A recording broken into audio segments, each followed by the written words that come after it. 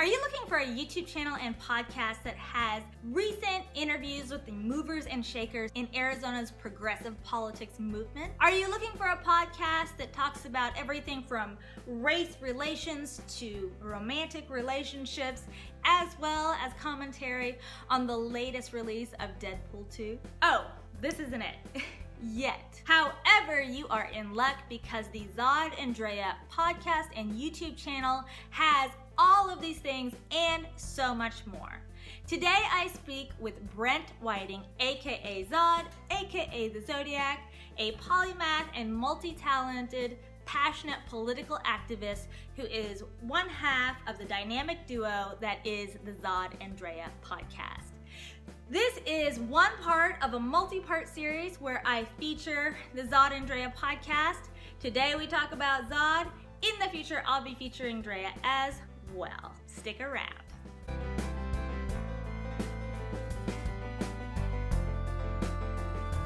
Hi creatives, my name is Sky Lucking, host of Courageous Creatives, the YouTube channel that elevates you to your highest self using inspiration, education, courage building, and community. Today is Who's Who Wahoo Wednesday, where I feature people in Arizona that are amazing, whether it be in the arts, in politics, in fashion, or they're just generally interesting people that are doing interesting things. If that sounds like something you would like to be a part of, click the subscribe button and that little bell icon so you never miss a video. Today I speak with Brent Whiting of the Zod and Drea podcast.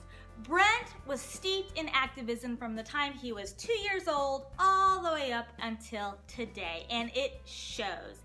He is well-spoken about being politically active and socially engaged. He is artistic. He is a hip-hop musician as well. He'll talk a little bit about that. And he talks about what brought him to the point he is now as one of the hosts of the Zod and Drea podcast.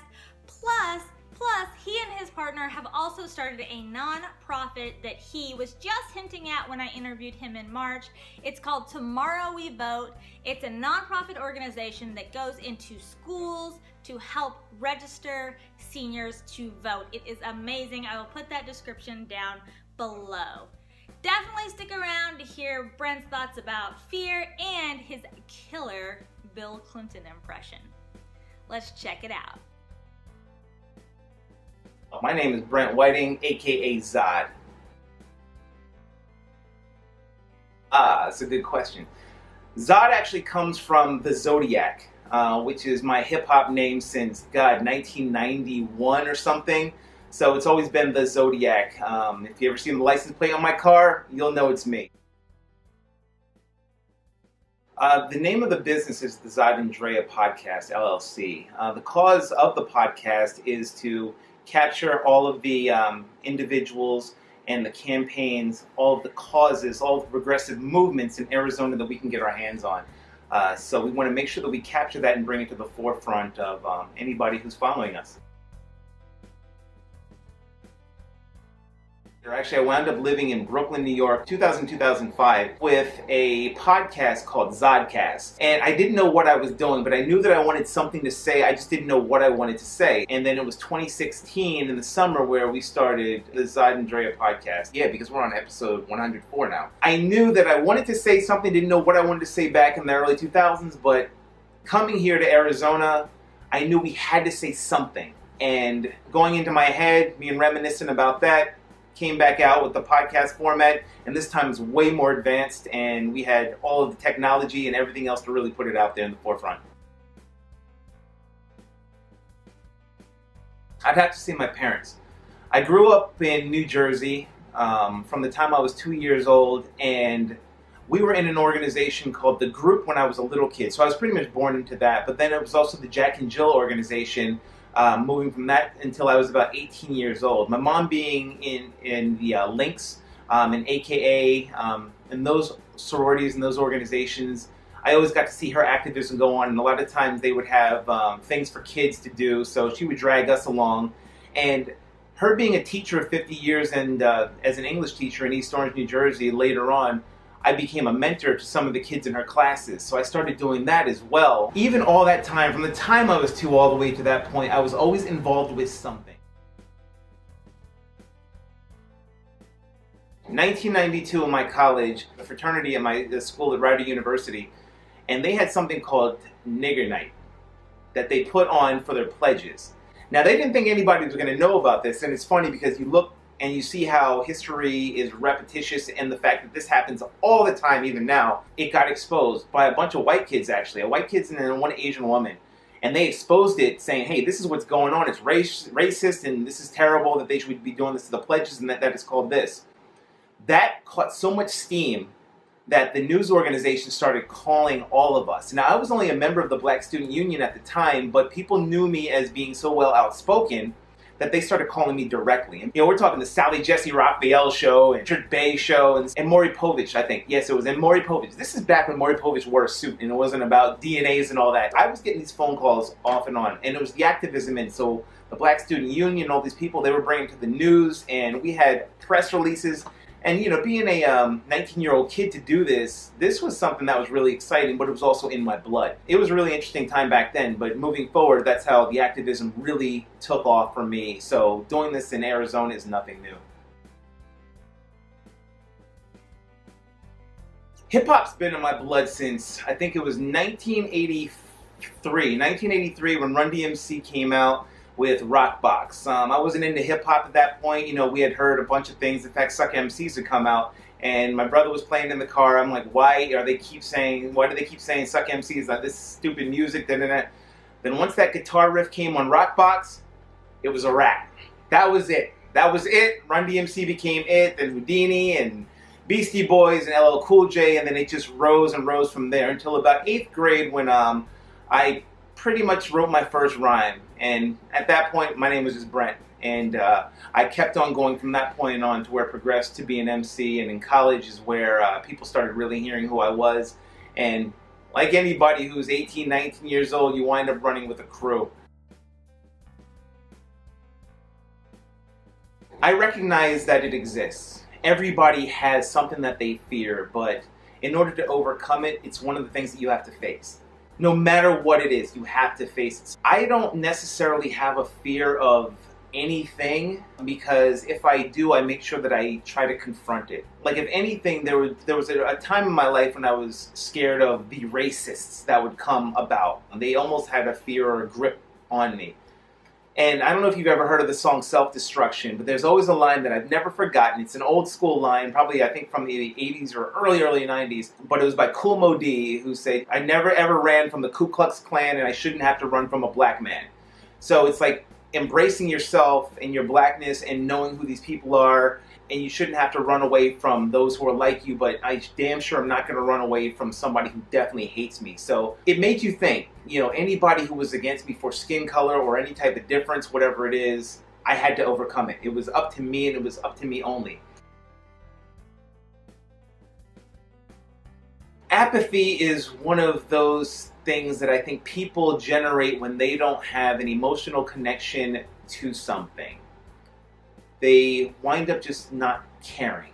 They're apathetic to it. They don't care about it because they can't relate. A lot of people wind up thinking that some of the people, the DACA kids,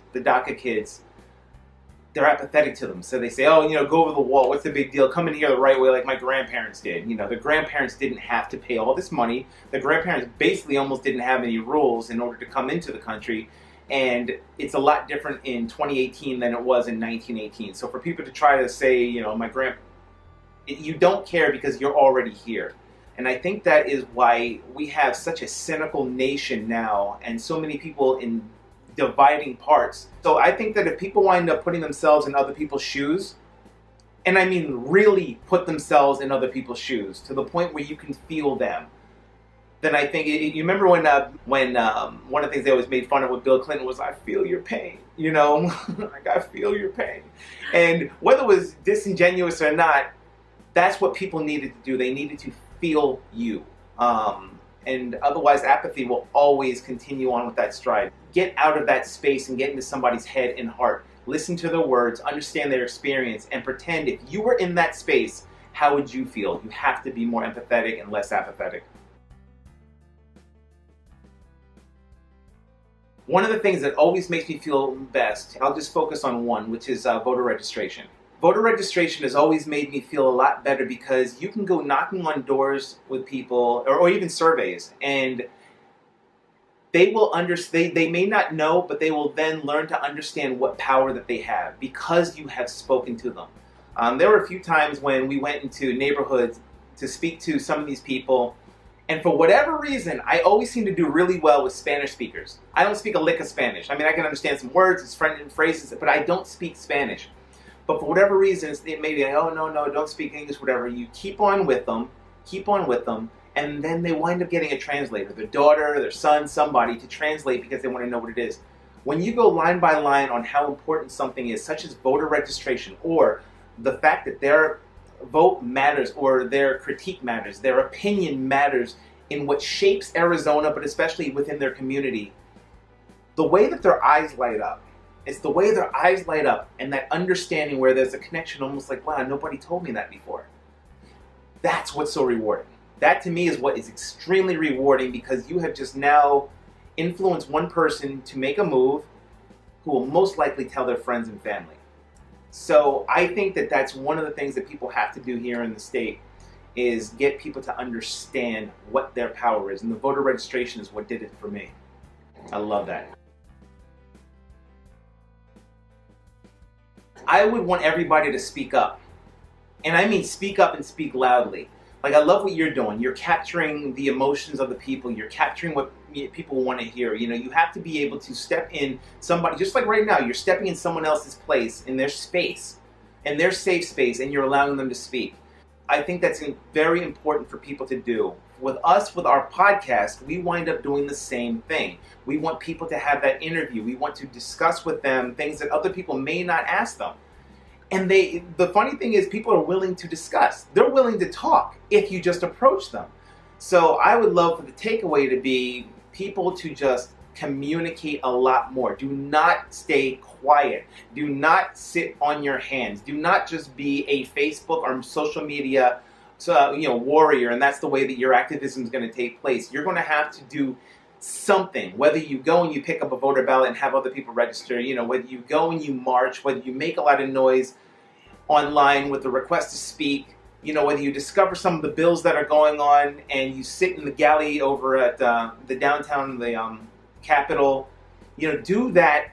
Make sure your voice, people have to see bodies, but I hope that you do that. And at the least, make sure that you either listen to Sky and go on her show, go on the Zod and Drea podcast, come on our show, make a request to come on and tell your story. There's always a story to be told.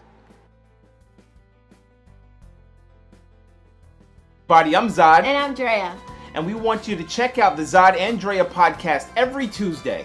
Where can everybody find us at? You can always check us out on www.zodanddrea.com. Where else? You can always check us out also on Facebook at Zod and Drea. Instagram? Zod and Drea. Snapchat? Zod and Drea. YouTube? Zod and Drea. I see a pattern. So if you haven't caught that, catch us at Zod and Drea on all the social networks.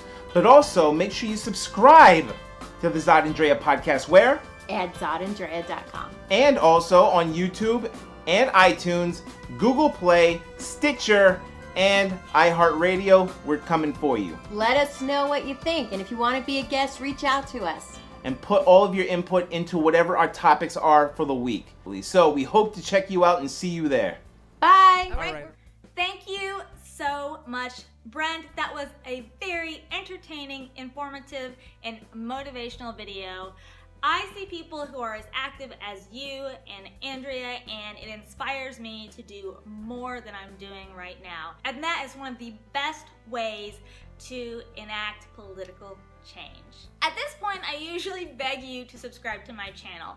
I'm not doing that. You should subscribe to Zod and Drea. They deserve so many more subscribers than they have. We should get them into the thousands, the hundreds of thousands, because their message is amazing. So be sure to subscribe to their channel, Be sure to like everything that they have on social media. That will keep you updated. Also, if you're interested in Tomorrow We Vote, their nonprofit that helps high school seniors register to vote, which is awesome and we should definitely make that happen. Check them out in the description below. In the meantime, remember, you are courageous.